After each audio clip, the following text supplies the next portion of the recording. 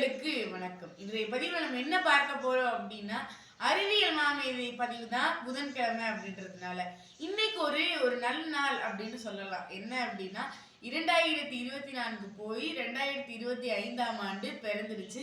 புது ஆண்டுக்குள்ள நம்ம போயிருக்கோம். இனிமேலாவது நம்ம கிட்ட இருக்கிற சில குறைகள் எல்லாம் வந்து தவிர்த்துட்டு நல்ல மனிதனா வாழ்றதுக்கு நம்ம பார்ப்போம்.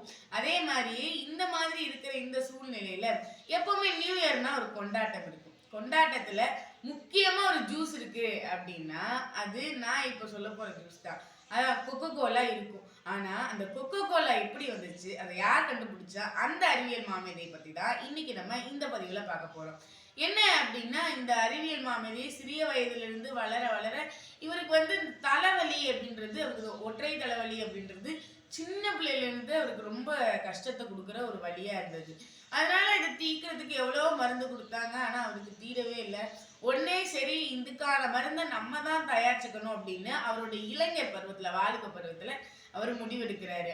அதனால தலைவலிக்காண்டி ஒரு மருந்தை கண்டுபிடிக்க போய் இவர் என்ன பண்ணிடுறாரு அப்படின்னா, இது எப்பவும் கொக்கோ பவுடர் அதெல்லாம் சேர்த்து பண்ணிட்டு இருக்கும்போது நீருக்கு பதிலாக சோடா எடுத்து போட்டுறாரு.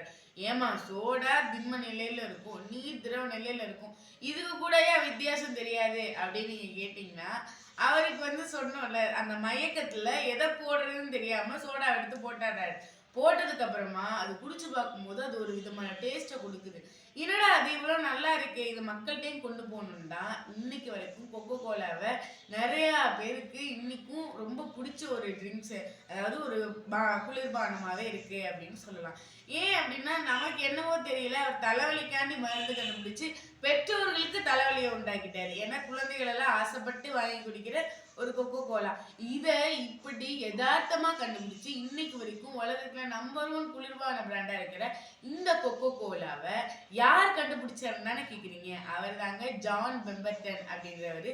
இந்த அறிவியல் மாமேதை சிறிய வயதுல இருந்து அவரோட தொடர் முயற்சினால, அதாவது ஒரு விஷயத்துக்கு நம்ம சொல்யூஷன், ஒரு தீர்வு கண்டுபிடிச்சிட்டோம் அப்படின்னா அந்த விஷயத்துல அதுக்கு தீர்வு கிடைக்குதோ இல்லையோ, ஆனா அதுல இருந்து வேற ஒரு விஷயம், நல்ல விஷயம் நமக்கு கிடைக்கும் அப்படின்றத இந்த அறிவியல் மாமேதை வாழ்க்கையை நமக்கு உணர்த்துது.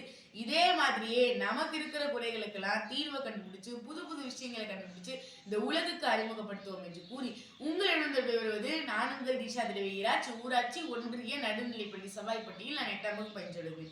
உங்கள் சிந்தனையில் நான். நன்றி, வணக்கம்.